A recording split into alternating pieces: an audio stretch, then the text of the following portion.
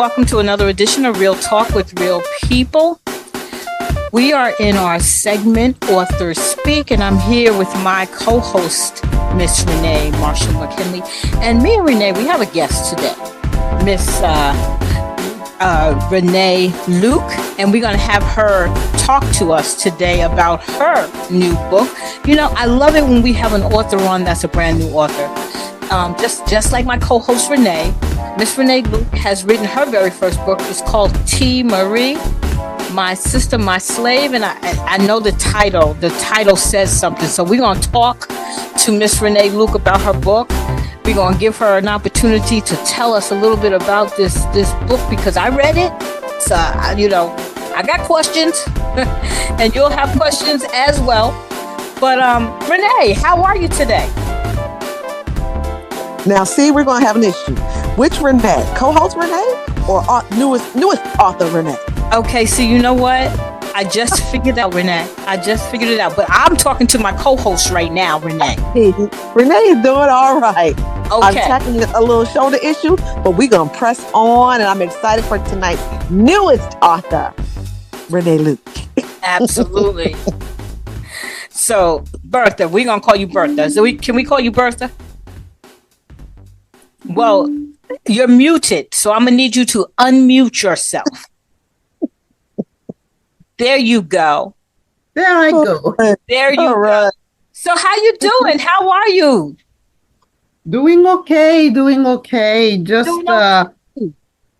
too busy with certain things. I had to slow down on the promotion of T. Marie. I also wanted to do the audio version. Oh, okay.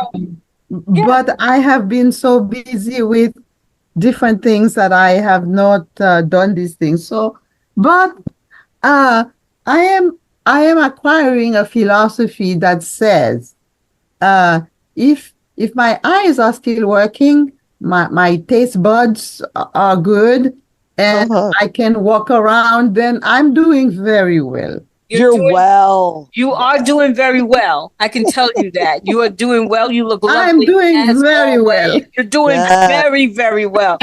So we're gonna jump right in since we only got an hour and we want to capture a lot of things. So let's jump right in. So tell us about your book. Tell our listening audience about your book. Yes. Tell us about it. Yes.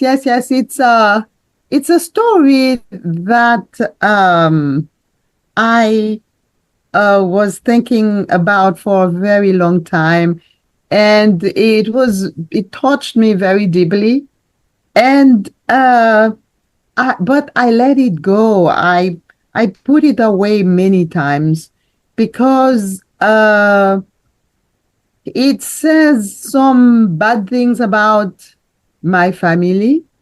It says horrible things about my country and my culture. And it's a sad story that sometimes a lot of people would rather not hear about it. However, I felt that now more than ever, my culture needs to hear the effects of itself on its citizens, how what happens in Haiti affects our private life, how our history, our historical heritage affect us in daily life.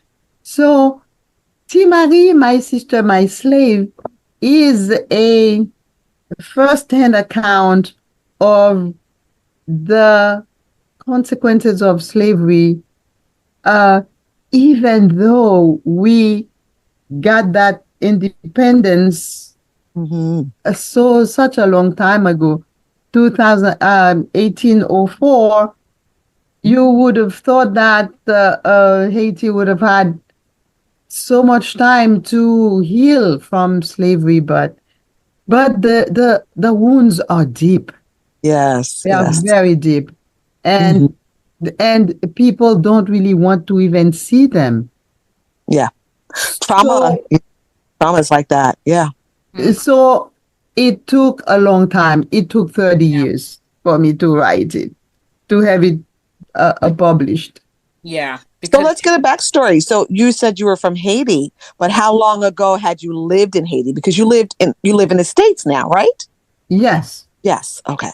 So how long ago? I'm sorry, go ahead. Yes, I was born and raised in Haiti.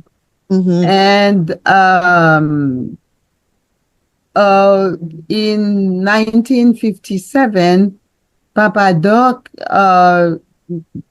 took power in a Mm-hmm. violent way, and the violence continued in Haiti, and that forced me and my God, more than half Haiti, to leave the country and search for other places to be.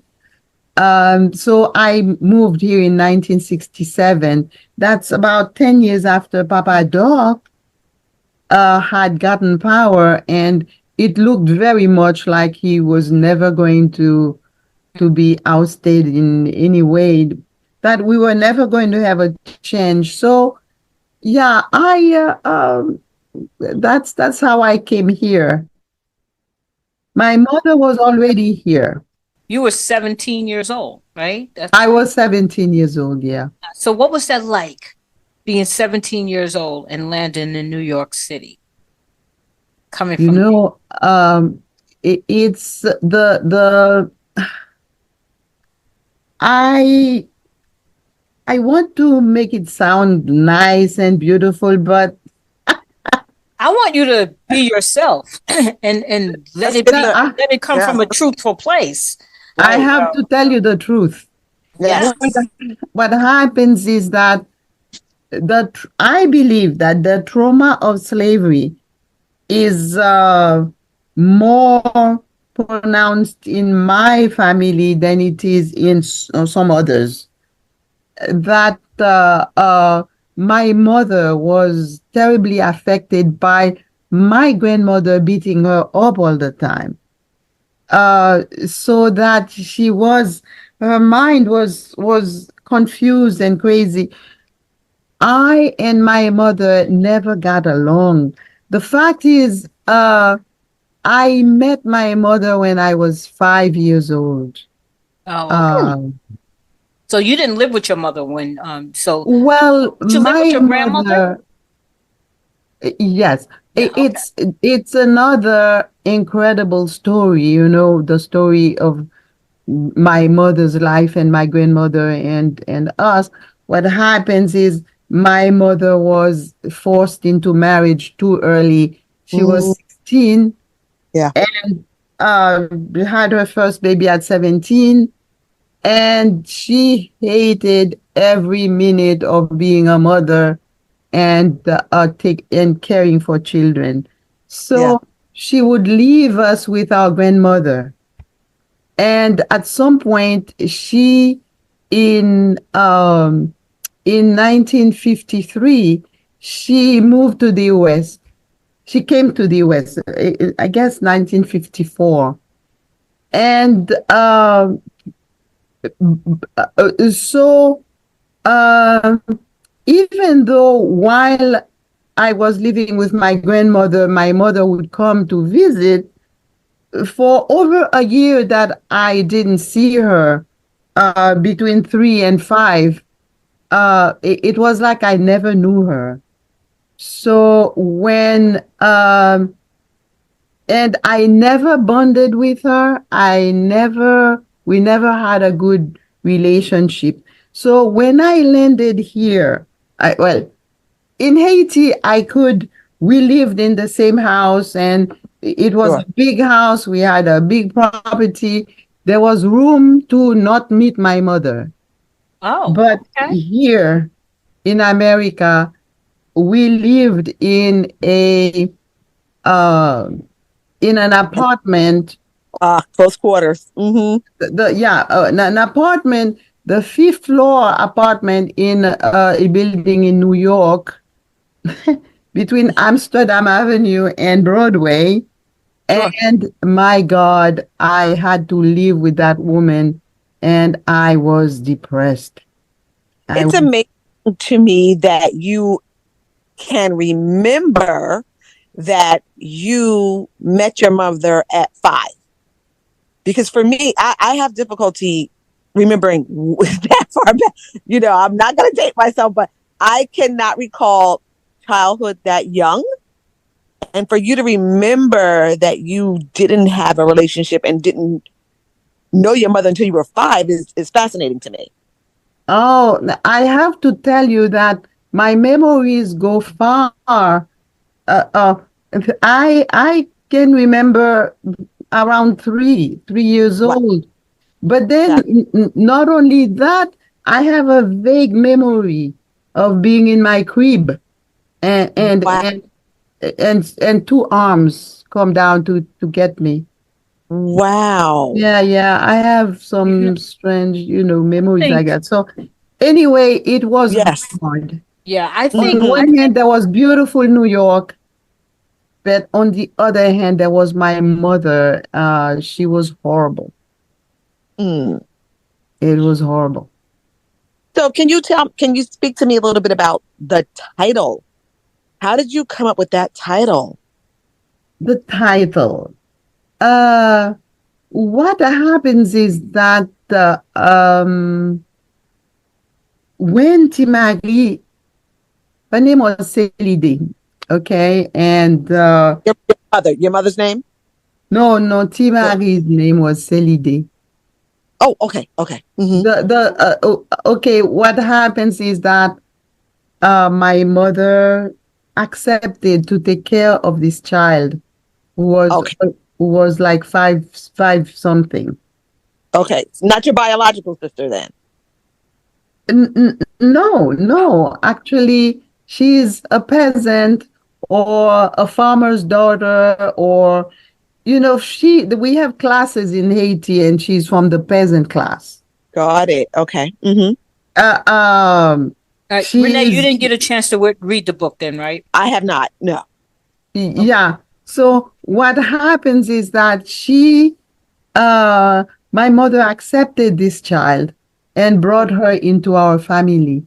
Hmm. And we were very happy to have her because we were, our family was so strict. We had no friends. There was no after school games with other kids. There was no visits with cousins or any, we were Yeah. really isolated as children.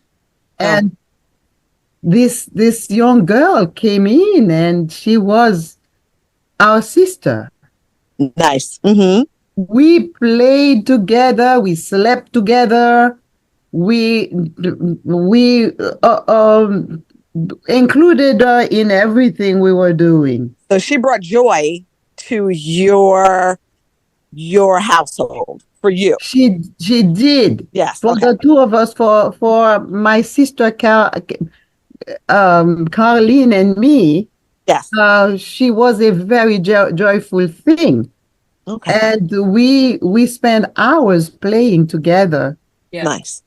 So in the Yeah, Okay. we spent so in the hours. beginning of the book, you talk about the joy that you had with her, and the idea that she was your sister, and I thought that was beautiful. Also, in the beginning of the book, she was Yeah. part of the family, and she did everything with you. She played, she had fun, and then all of a sudden, something changed. Let's Ooh. talk about that a little bit, Yeah. because then Okay. she was no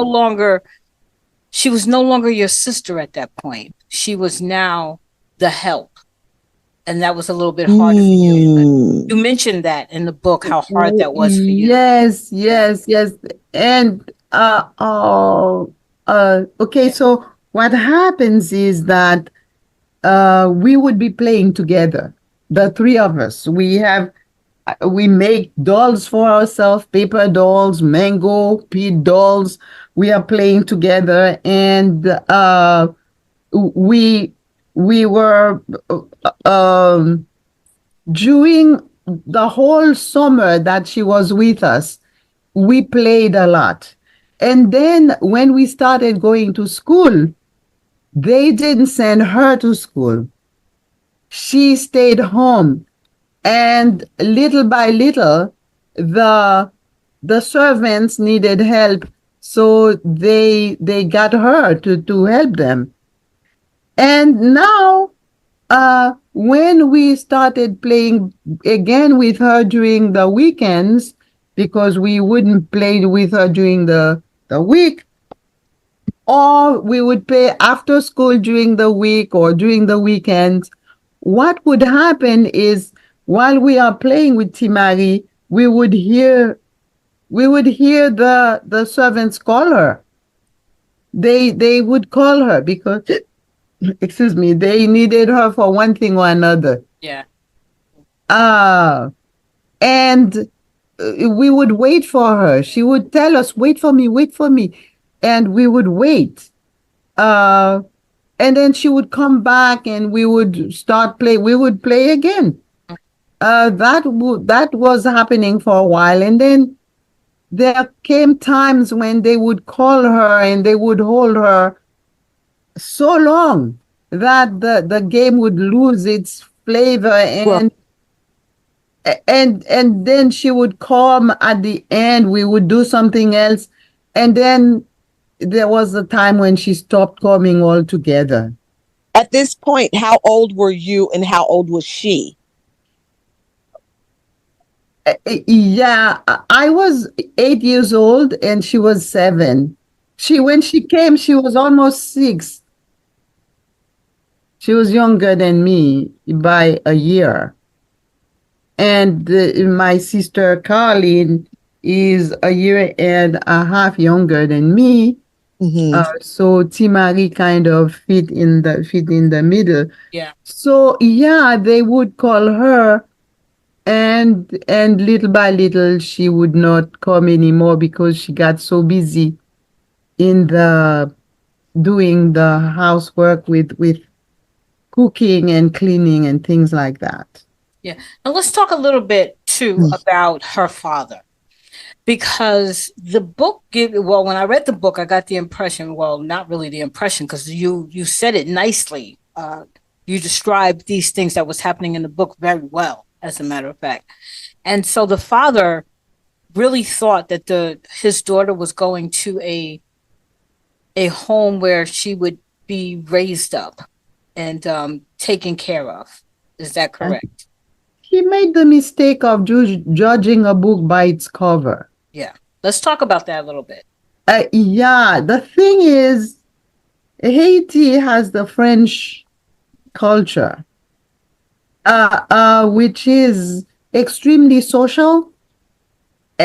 What that means by extremely social is when you are in a social context, you have to be polite. You are extremely polite. You are extremely inviting. You are extremely sweet. You are courteous. You are all that because this is what is expected. That also speaks to your class. It will say what kind, your education and your class. And if you want to be seen well, you have to carry yourself, with a light of politeness and courtesy. So what happens is that Timari's father was from a different culture. As I said in the book, you end up, I say roughly 2 cultures then. Things are somewhat more complicated now, but you had right after the revolution, what happens is the people who were enslaved took to the woods and the mountains. There was a lot of fear that the French were going to come back. So these people went to make sure that they wouldn't be caught again into that situation. And there became a division. You had the city people. The city people remained just like they were during the colonization. They remained the same. And the slave or the former slaves uh, formed a different culture in the mountains, in the rural area, in the Okay. countryside. Yep. Okay. So the So the ones that were in the country mountainside, were they considering themselves more independent from what was going on? no, I don't think Lower class. they probably did they consider themselves independent? They were kind of independent, but I don't know that they ever thought in a political way. Sure. I think these people were very they looked at life in terms of my family and my neighbors. Yes. Mm-hmm. I don't know. There was no kind of participation in the government was offered to them. Was they lived very separately, very separately. In Right. fact, there were efforts to keep them from coming to town. So Wow. yeah, yeah. So they were more like gypsies. Yeah. Yeah, more like gypsies, right? Just I found their don't own. know that I could compare them like that. They didn't move around. They lived there. They made that their home. They made the mountains their home. Right. They Okay. were the farmers. They Mm-hmm. they planted. They were uh and they tended to be very sincere and straightforward. Uh, uh, they Probably were here. They probably were happier people too. I am so happy you said that. Yeah. They were by far happier than the others. Sure.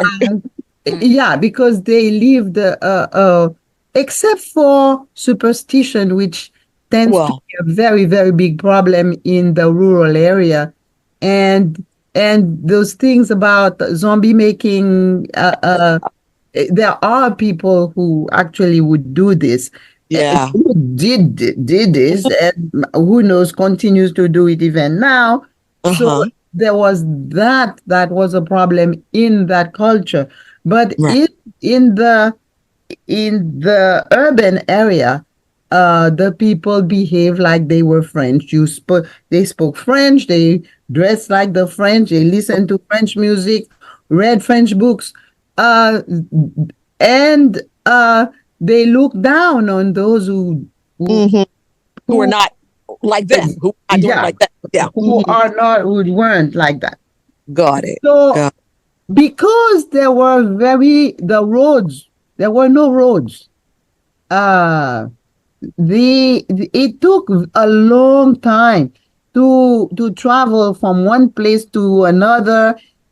Haiti is very mountainous, Mm. so and there's rain sometimes, so it made travel kind of difficult.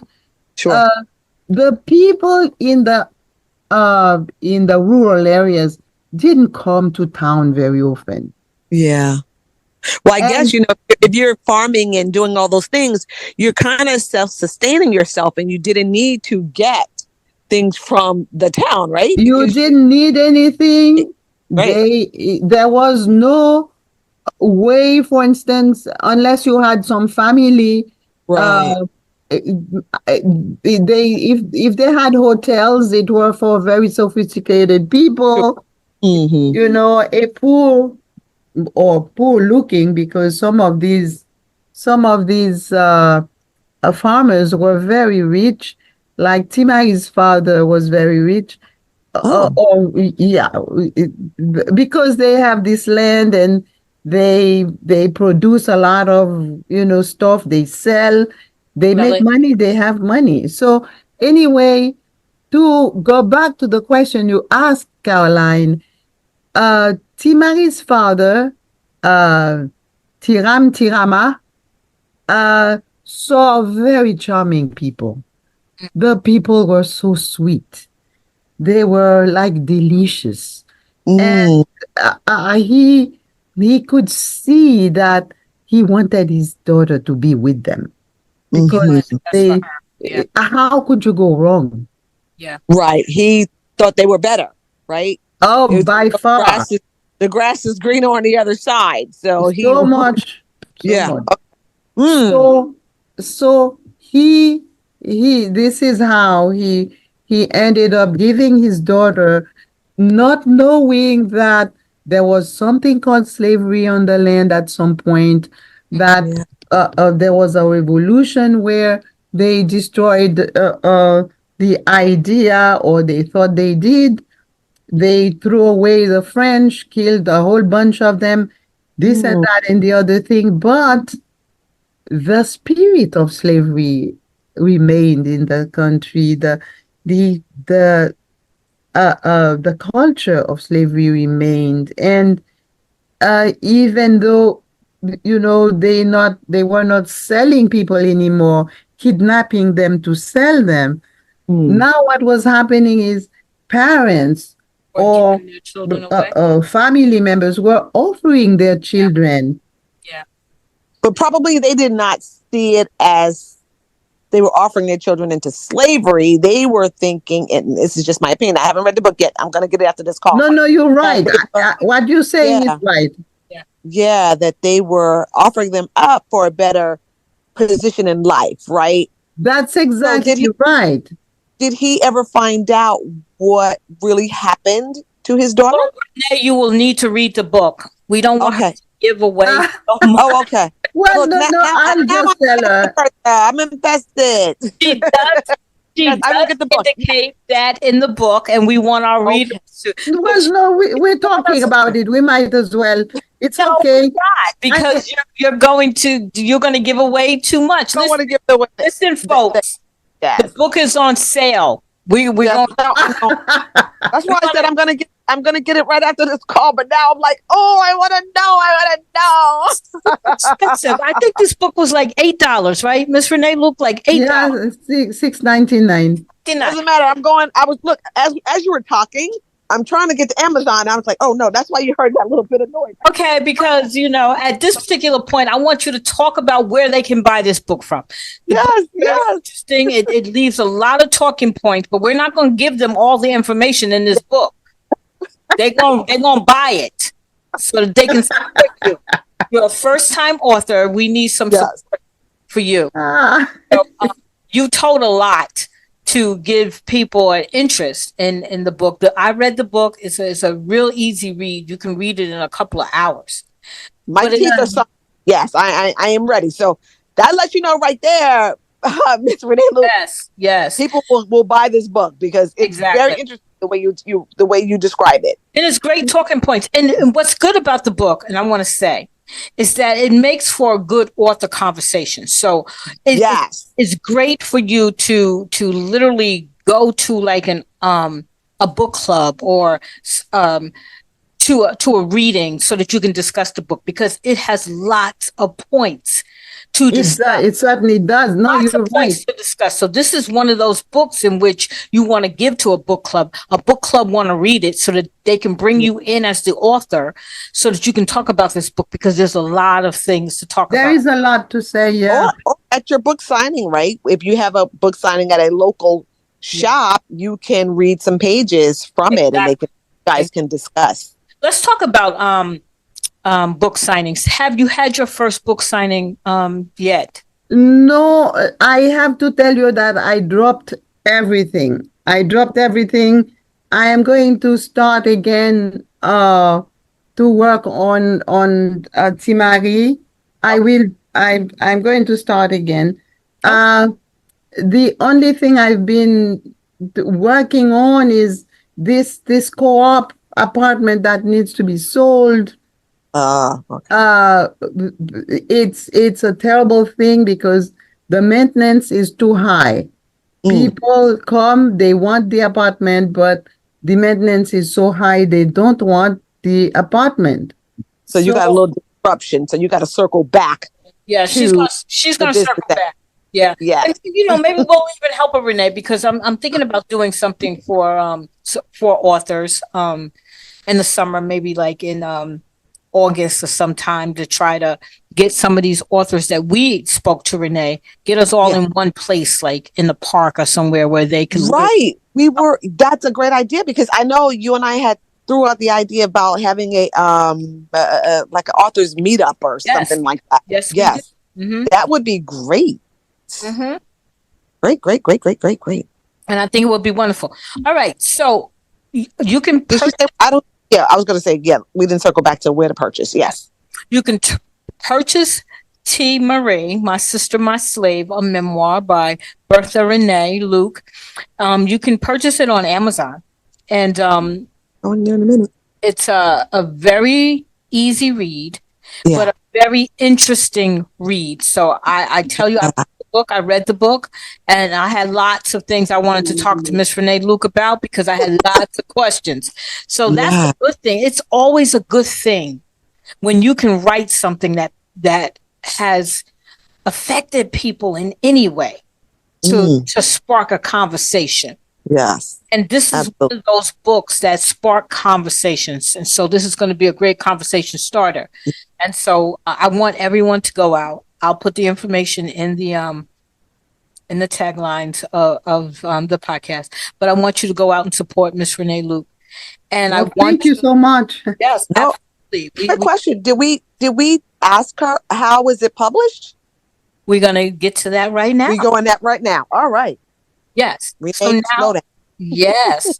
So now I want to talk about writing methods and publishing methods and all of that stuff. So in the process of us talking, because we're going to always have authors who listen to the podcast and maybe have a book inside of them, or maybe they've already written that book, but they don't know which avenue to take in the publishing. So I'm going to ask you, Miss Rene-Luke, how did you publish your book? Was it a self-published book, or did you go through a publisher? Give us a little rundown of how you had the book published. Things have evolved in such a way these days. What happens is that you can find publishers that will publish for you, but they're still calling that self-publishing. Yeah. As for me, what I did was I thought I would do KDP, I remembered you, Karoline. That's how you published your books. Yes. And I thought I would do that too. So I went, but I needed somebody to typeset it for me. Yeah. So there's a thing called, there's a site called Fiverr. And on Fiverr, I found somebody that would, typeset the book for me. A friend of mine who's an artist, recommended an artist for the cover. Oh, nice. Yeah. So, don't know, KDP is an Amazon product, right? Yes. So it's KDP. Yeah, is Amazon publishing. Mm-hmm. Yeah. It makes publishing for self-publishers or even first-time publishers very, very easy. Yes. Also offers a platform in which they will give you a template so that you don't have to. It's a one-stop, one-service thing. So they even give you a template so you won't have to literally really go to another place to have it set up, because you can on the site. You probably didn't know. You can do it. You can do it. Yeah. You can grab one of their templates for whatever size and stuff like that, and it gives you the format so that you can just take it from there. But let me tell you, Karoline, I also published that way, right? But I struggled with, it was something with the size or something like that. So I had to keep going back and back and back. So there are going to be times where, that easy path does not always mean it's really, really simple. Renee, you and I, we've talked about this before. This is how you learn. Absolutely. You told me once, I think it was last month, when you said, well, you did things the hard way. Well, I did things the hard way so I can learn how to do it. Yes. I'm not necessarily one who want to do things the easy way, because I'm the type of person who literally enjoy the process of learning. Yes. But we know we still have those who are like, the struggle, is it worth it? Like I had to update my book. I don't know, format it. I want to say at least 10 times before I really got it the way it should be. But that's me. Then there's those microwave people out there who like, let me press this button. So that's where there's other services come into place. Like she just mentioned Fiverr and what have you. Oh, no, I know. But I wanted to make sure that we mentioned that KDP does offer those. Yes. What I'm absolutely. And, if you want to keep it in the one house right there, you certainly can. You don't have to go all over the place, because everything. Right. They also Amazon also does promotion. Yes, but I need to do the audio version first, which I will do. And once I do the audio version, then I will work on promotion. Can we talk about that for a second, Karoline? No, I'm going to talk about that because. Oh, you were going there. Okay, look, we are so in sync. Go on, Karoline. That's really great that you're thinking about doing the audio version of it.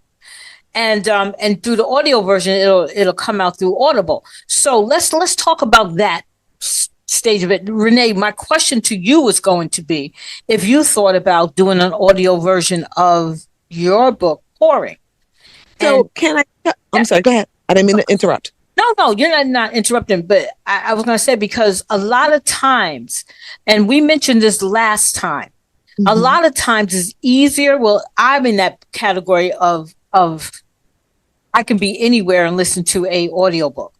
Yes. I can't always pick up a book and start reading it because I'm constantly on the move. But I will enjoy listening, especially in the author's voice. Yeah. If they're telling their story. Yeah. Right. For me, initially, I had not, because I am a not hardcover, but a in-hand book reader. Yeah. So I never thought about, what about the people who are on the go or the visually impaired or what have you. So I had not thought about that process. But someone had mentioned to me, is there a version out there? And I was like, oh, okay. So that's next steps.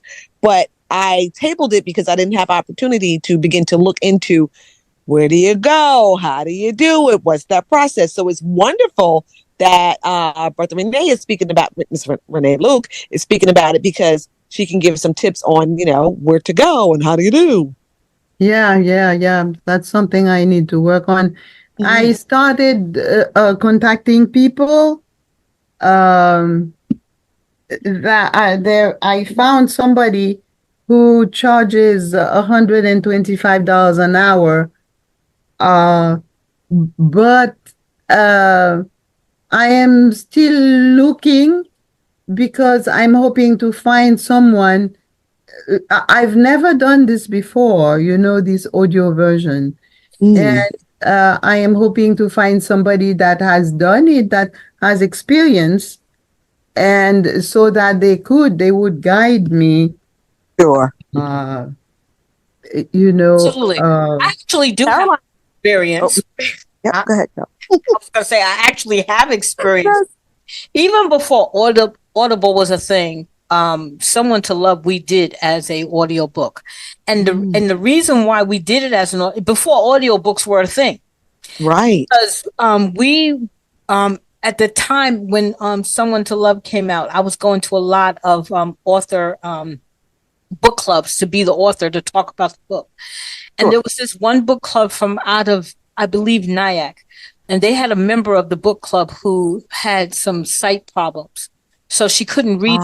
And she asked us if we would read the book and give it to her on tape. And that was our first foray into creating an audio book. And we created that. It was just for her. We created one audio version for her, and she was able to listen to the book, and we gave her, it was dramatic. Because where there was music, we added music, the conversation, it was just dramatic. And she was able to participate in that book club discussion, even though she was blind, but able to hear that book, and her and them ladies were discussing that book. I love it. So that's how we got our first foray into an audiobook. Wow. Yeah. Wow. Even before audiobooks were a thing.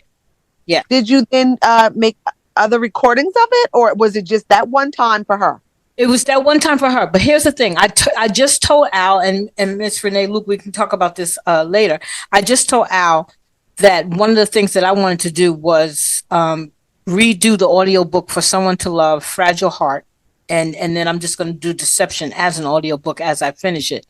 I'm going to do that in the studio. So Miss Rene-Luke, what I was going to say to you, if you would like to do some studio work with reading your book, I can help you with that. You can even do it in our studio if you would like to. I would love to. Okay, we can talk about that off. But I don't know if everybody knows, but Karoline and her family is one-stop shop. We are. I know. Yes, we are. One-stop shop, all things. Yes, ma'am, we are. We have many hats. We wear many hats. We do many jobs, but anything that have to do with production, we gonna do it. Absolutely. Right. I love it. I love this family. I'm telling you, so much talent. So, Berthe, I will tell you that you and I will work together on getting your audiobook, because I would love that. I would have it recorded. You get it recorded in a nice recording studio, and then you have it when you submit it and upload it to Audible. You just need to have it ready. It needs to be a certain quality. Certainly. Give you that quality, because we have a studio here, so we can take care of that. Good.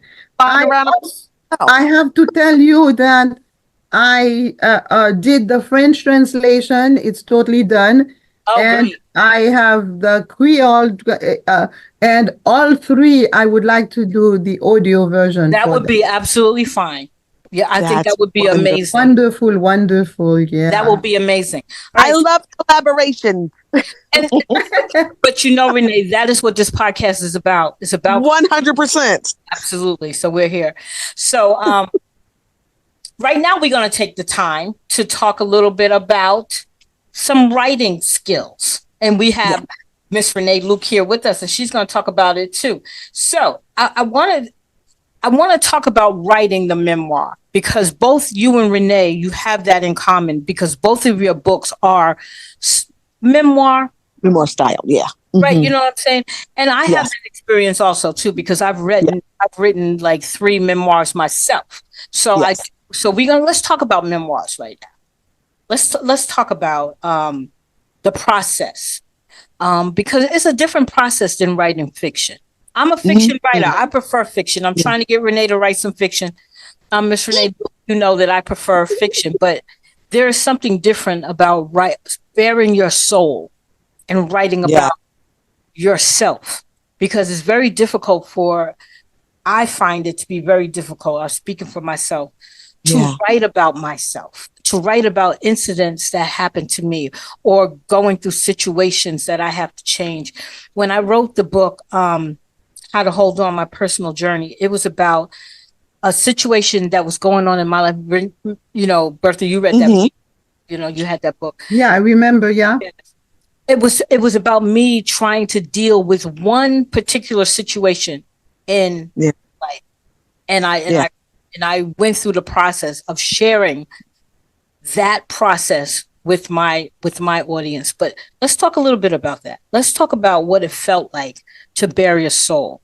Ms. Rene-Luke, how did that feel for you? You talked a little bit about what was going on with the story, but what was going on with you as you decided that this was going to be a story that you wanted to share? Because that's a lot. Well, what happens is that many things happen.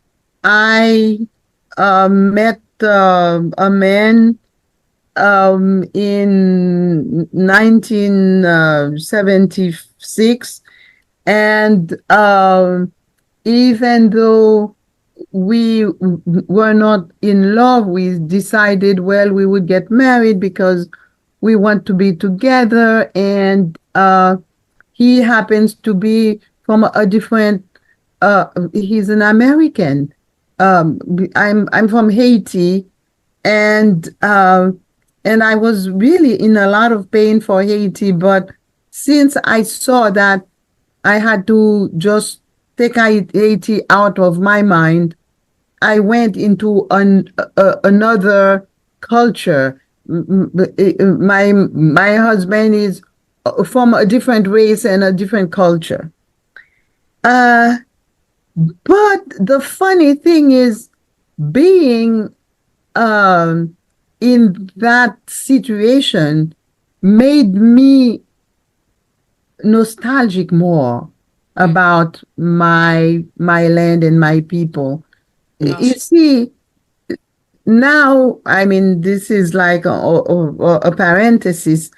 When I speak to a foreigner, what I say to them is, a foreigner that wasn't born on this land, Sure. it's better to marry somebody that is from your culture, because inside your home, you need to feel whole, and you need to be understood, the kind of thing you eat, the I kind of see where you go. Yes, I see where you're going. Mm-hmm.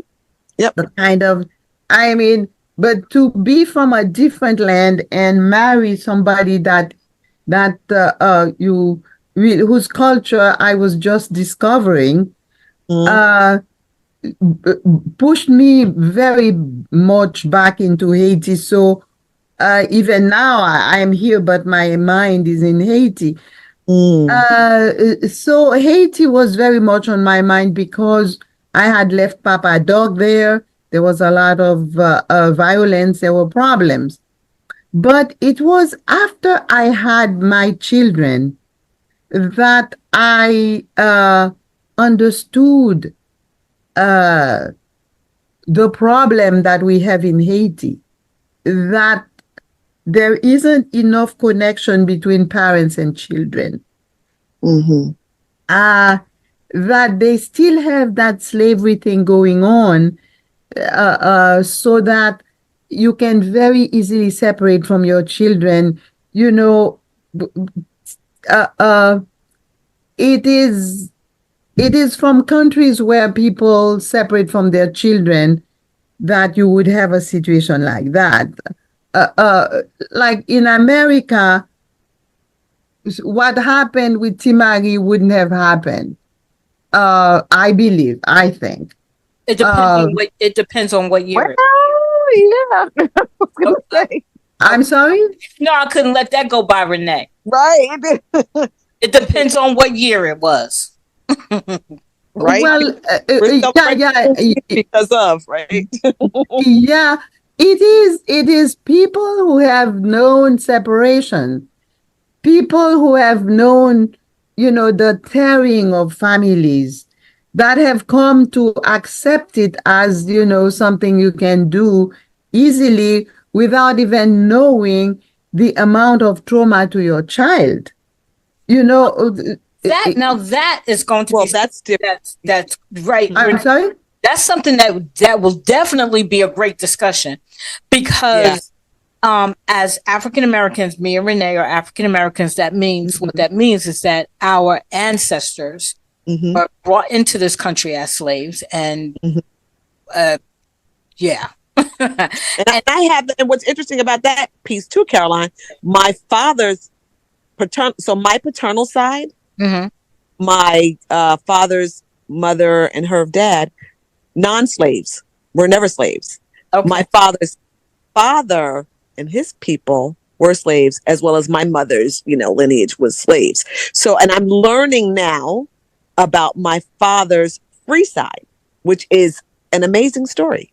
Okay. So we'll get into that another time. But that sounds very. Memoirs. That might be a story you want to write, Renee. I'm trying to write it. Okay, Renee.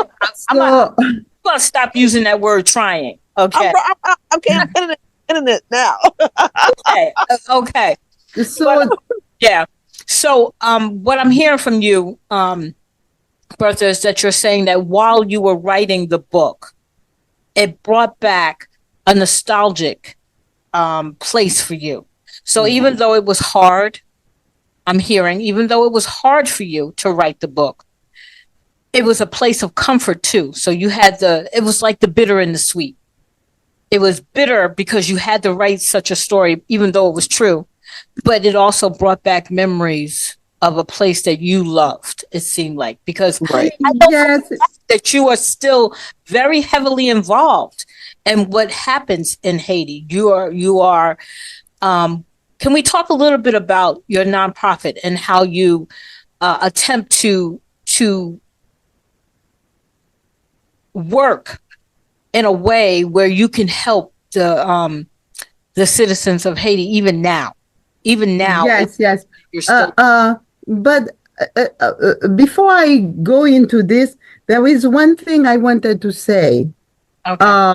about the ease with which this man just gave his child away, and how he came to visit, and there was no warmth between him and the child, and how the trauma to the individual, you know. Now he didn't beat Timari, but in Haiti they also beat people. They beat the children, you know. And what I came to see is the raw effects of slavery in Haiti today. That the violence that is coming out, the anger, the rage that people can no longer hold back. And I felt that I am hoping that instead of getting insulted, because there's a lot that I say in the story about the people's lack of understanding of their own, of their roots, Of their own way. Yeah. Those traditions. you Yeah. know, like my grandmother beats you, beat, without even asking questions, without talking to you. Where does that come from? You know, it comes from, it doesn't come from raising a child in a kind or, you know, a wise way. It comes from breaking them to make them pliable, and you know they have to say yes when you speak to them, and you know there is this obey, you know, you have to obey, and after a while that kind of thing gives back a kickback. People cannot accept that forever. At some point, revolution happens. So I felt that the story is also talking about the wounds of slavery that have never been addressed at all. The wounds of slavery. Absolutely. And I can't wait to get hands on. I tell you, I can't wait to get my hands on it. So yeah, after this call, I'm going to. I'm definitely gonna go. Oh, yes, so now I know we are all up, you know, the time is up. I wanted to say that my heart is in Haiti. Yes. My soul is in Haiti, and I can't wait to be in a situation where I would move there and help people. So Really? when my next door neighbor, after I you know retired in 2018, Karoline, I came home, and my neighbor needed help with a nonprofit organization which is called Haitian Alliance for Community Action. Wow! Look at that. It's a beautiful name, and the people are beautiful. They really are, really like angels. I really love them. They are so honest, Yeah. so wise. So yeah, I love working with these people to offer food, education, and healthcare. But education is number one for me. How does one get connected with your organization? That's good question, Renee. I was going to ask that. Mhm. Good question. Yep. Yeah. It's we have how do you call that? A website. Okay. Mhm. So one can certainly go to the website and take a look at what is Yeah. done, and Can you tell us the name of the make website? donations, or even we keep looking for people who will help us. We need board members. Sure. Can you give the name so the audience can know how to get in contact with, Yeah. how to look up the website? Yeah. Yes, the Website? the website, the name Yes. of it is ACA Online.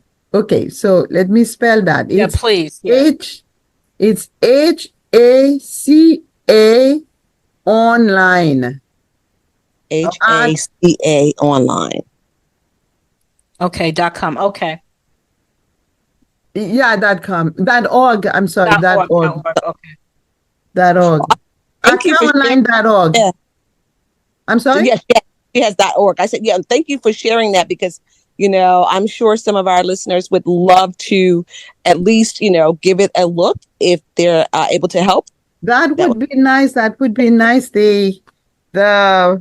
We used to make food distributions, but we haven't been able to do it because since COVID, Yeah. it's been awkward to fundraise. And then after COVID, we have that gang problem, and people, it's like, hell no, I won't give to Haiti. They're killing people. Yeah. It's really rough. It's really, really rough. It's really, really rough because I know that because I know that Haiti's been having some other issues now. They've been in the news a couple of times, and I know that there's Yeah, going on. But Yeah. in the worst way. Hey, yes, Caroline, can we quickly just touch upon our book project? yes. I know we're after time, and I'm going down, but can we quickly talk about at least give the backstory of the topic, the high level of the topic, and we'll go from there. All right. So what we have started here on this podcast is a collective short story writing project. Miss Rene-Luke, I would like for you to join us in this project. This project came about because I wanted Renee to be a little bit more flexible in her writing, and I wanted her to, yes, Renee, and I wanted her to write a fiction story. Yes. Okay, so you can't write a novel right now, but right. Thank you. Okay, but I wanted to give her an opportunity to try her hand at a new genre. So I wanted her to do a fiction story. So I didn't want her to have to do it by herself. So I decided that it would be a great idea if I opened up for all of my guests, myself included, to participate in this collective short story writing. And I have a scenario. And the scenario is a woman is seeing a therapist. Yep. To get over her fears. Mm-hmm. And the therapist tells her to take a trip all by herself to a Caribbean island where she meets a man and starts an affair. That's it. That's it. And from that information, I want you to write a short story. And I've given people some leeway because short stories can be as short as 2 pages or as long as 25 pages or more. So it's up to you to decide how long this story is going to be and how you're going to put it together. Would you like to join us in that challenge, Miss Rene-Luke? Wait, we would all write the same story? We're all writing the same story, but we're not the same story. And what I'm but they will all be different. They right? will all be different. They will all be Karoline different. may There's be no way you can write the yes. same story. We're not sitting there together writing it. We're writing it separately. Caroline's gonna be Yeah. island. Renee's gonna be, I don't know what island I'm gonna be on, but Yeah. we're all gonna be different. The fears will be different, right? Yeah. You But- can write about Haiti. It can be is Haiti an Yeah. island before I start Yeah. before I start showing people that I don't know geography. But I need to finish my projects first. So, for instance, it would be nice for us to start talking about when I could do the audio at your place. So, Can but literally- that's going to be like end of June when you are free. Okay, so it can't be the end of June because, as you know, Miss Rene-Luke, I'll be at the RA. So we're gonna have to talk about July. You know, I'm back. I'm going. We'll circle back. Yeah, You two will circle back about that We will because circle back yeah, to that. we gotta for our audience. It's going She to be won't forget- soon, though. It's going to she be won't- soon. Because after you, Miss Rene-Luke, I'll be in the studio too because they have what I need. Yeah, yeah. So, So yes, we'll circle back to that. For you all to get a date and for me to get a date as well. But we're going to just wrap up our show. Yes, we are. We're going to wrap it up right now. So you've been listening to the Real Talk, Real People Network, and this is our segment of Author Speak with me, Karoline Bethea-Jones. I am an author, and my co-host, Renee Marshall-McKinley, who's a brand new author herself. The name of her book is called Pouring, a Story of Sisterhood, and Renee's book can be purchased also on Amazon.com. And our guest today was Miss Berthe Rene-Luke, and her book, T. Marie, My Sister, My Slave, a memoir, can also be purchased on Amazon. And of course, all of my books, whether they're audio books or regular writing, can be also purchased on Amazon. We will give you that information in the comments field. But we want to thank you for joining us this evening, and we hope to see you again next month when we have a brand new author to talk about her project.